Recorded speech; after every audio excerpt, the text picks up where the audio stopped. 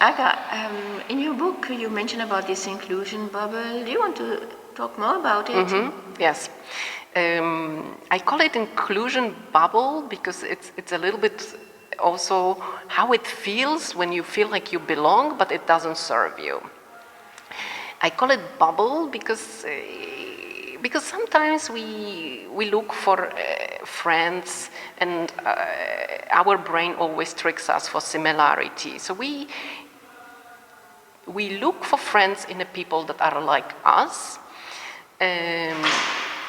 But sometimes we may realize that the fact that they are on the surface like us, I don't know, they may have the same skin color, or you and me have glasses, and suddenly very subconsciously we consider people like us, and our need to belong is so strong that we will stick to that. We will not challenge ourselves, we will just feel good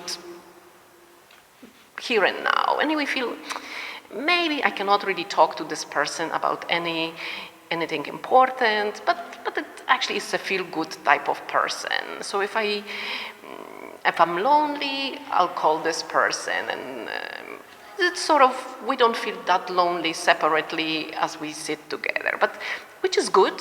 It's a coping mechanism. We all live like that. There is nothing wrong with that. It may start feeling like a bubble when it becomes a pattern.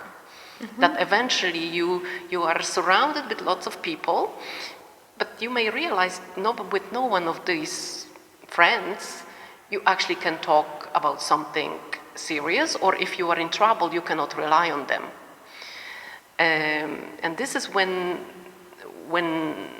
I suggest to look, am I in a bubble? Because you will immediately feel you are surrounded by people. You don't feel lonely on the surface, but these relationships will not do any good to you. You may even feel more lonely in these relationships than you are being just in the solitude.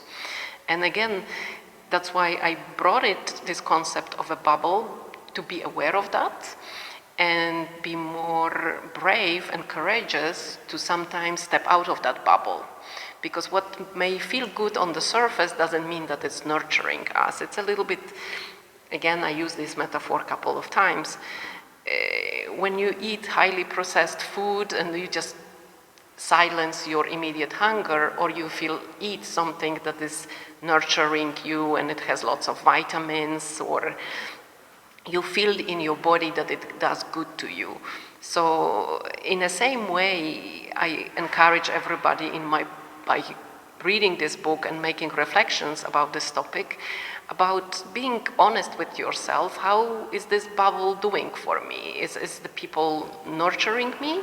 Are these relationships mattering for me? And do I feel that I matter as well? Can I call this person when I really have troubles? Can I rely on this person? And just break these bubbles. Do I understand that right? That actually it's an illusion of belonging, which is quite unhealthy? Yes. And so that actually it's just an illusion, right? Yeah. It is an illusion, and it comes a little bit also to this belief. We believe in inclusion, and we stay in a bubble. This is exactly where I challenge this approach of belief system. Again, it could work perfectly if we never test it out. But the moment when we start testing out, when something bad happened in our life, and we need a little bit different support from the people in that network, are they flexible and open to provide you that help? Because they may say, well, you never asked for that. I'm not ready to provide you this kind of support. And then you feel that this is an illusion. Last but not least, if you are looking for a perfect gift for the people you care about and with whom you want to build relationships that matter, order the book, The Alphabet of Belonging.